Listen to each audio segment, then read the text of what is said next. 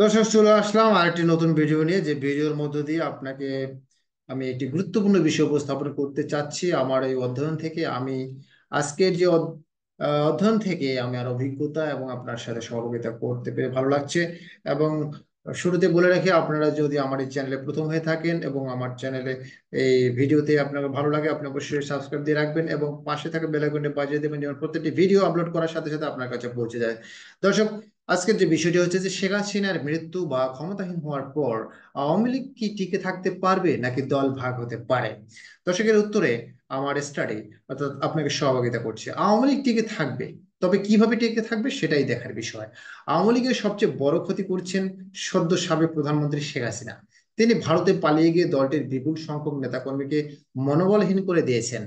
তিনি দেশে আটক অবস্থায় থাকলেও রাজনীতিতে একটা প্রভাব রাখতে পারতেন। দর্শক, বলে রাখি, আওয়ামী লীগ কি টিকে থাকতে পারবে নাকি দল ভাগ হতে পারে। চলুন আরো বিস্তারিত জানা যাক।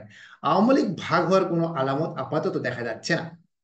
আওয়ামী লীগের এখন যে অবস্থা, তাতে দলটিকে অন্যদের ভাগ করারও প্রয়োজন নেই। আওয়ামী লীগের টিকে থাকা নির্ভর করছে দলটির ঊর্ধ্বতন নেতাদের উপর, বিশেষ করে শেখ হাসিনা পরিবারের উপর। আরো নির্দিষ্ট করে বললে, শেখ হাসিনা, শেখ রেহানা ও সজীব ওয়াজেদ জয়ের উপর।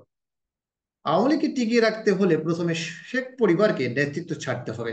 দলের মধ্যে চৌকস ও গ্রহণযোগ্য এবং অপেক্ষাকৃত তরুণ নেতৃত্ব নিয়ে আসতে হবে।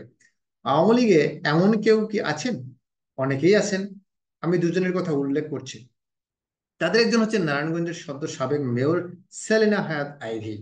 তিনি আওয়ামী লীগের একমাত্র ব্যক্তিত্ব যিনি বিগত আওয়ামী লীগ আমলে ক্ষমতায় থাকা সত্ত্বেও জনরোষের শিকার হননি। কারণ নারায়ণগঞ্জের মানুষ তাকে শ্রদ্ধা করে। এর কারণ, খেলা হবে এর মাফিয়া শামীম ওসমানের বিরুদ্ধে তিনি ছিলেন একমাত্র বলিষ্ঠ কণ্ঠস্বর। দর্শক, আরো বিস্তারিত বলতে রাখি, বলতেই হয়, বলে রাখি যে আরেকজন ব্যক্তি হচ্ছেন সোহেল তাস। তিনি বাংলাদেশের মুক্তিযুদ্ধের সময়কার গঠিত প্রবাসী সরকারের প্রধানমন্ত্রী তাজউদ্দিনের ছেলে। তবে ব্রিগেডিয়ার হত্যাকাণ্ডের সময় তিনি স্বরাষ্ট্র প্রতিমন্ত্রীর দায়িত্বে ছিলেন এবং এই জন্য তাকে তাকে নিয়েও বিতর্ক হয়েছিল বা আছে। সোহেল তাজের বোনও আওয়ামী রাজনীতির সাথে সম্পৃক্ত। আওয়ামী লীগ টিকিয়ে রাখতে হলে এই মুহূর্তে তাজউদ্দিনের পরিবারকে সামনে আনা ছাড়া উপযুক্ত বিকল্প নেই। শোনা যাচ্ছে সাবেক রাষ্ট্রপতি আব্দুল হামিদকে দলের দায়িত্ব দেওয়া হতে পারে, কিন্তু এই মুহূর্তে তার মতো অসুস্থ নেতাকে দায়িত্ব দিলে দলের জন্য কি করতে পারবেন তা চিন্তার বিষয়। তাকে বরং উপদেষ্টা পরামর্শদাতা হিসেবে রাখা যেতে পারে। আওয়ামী লীগকে সংগঠন হিসেবে টিকে রাখতে হলে বা থাকতে হলে আরো একটা কাজ করতে হবে। দলটির একাধিক অঙ্গ বা অথবা সহযোগী সংগঠন রাখা যাবে না। এতে কর্মীর চেয়ে সহসভাপতির সংখ্যা বেশি হয়। তাঁতি লীগ, কৃষক লীগ সহ আরো একাধিক লীগ আছে যা আদতে কোনো কাজে নয়। আসলে এগুলো কোনো কাজের লাগে না। দল আওয়ামী লীগ এবং ছাত্রলীগের মধ্যে সীমাবদ্ধ রাখা উচিত। দলকে গোছাতে চাইলে আওয়ামী লীগকে তাদের কৃতকর্মের জন্য ক্ষমা চাইতে হবে।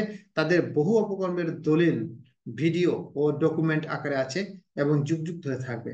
তারা যদি তাদের কৃতকর্মের জন্য ক্ষমা না চায়, তবে কখনোই দেশের জনগণের কাছে আসতে পারবে না। প্রশ্ন হচ্ছে, আওয়ামী লীগ কি ভুলের ভিত্তিতেই ঘুরপাক খাবে নাকি কালের পরিক্রমায় সঠিক রাস্তায় অগ্রসর হবে? আপাতত সেই লক্ষণ পরিলক্ষিত হচ্ছে না। দর্শক, সে পর্যন্ত ভালো থাকবেন, সুস্থ থাকবেন এবং ভিডিওটি শেষ পর্যন্ত দেখে পর্যালোচনা করবেন। এবং আপনি যদি এই কথার মধ্যে থেকে থাকেন, তাহলে নিজেকে সংশোধন করবেন এবং আগামীতে নিজের দল গোছাবেন।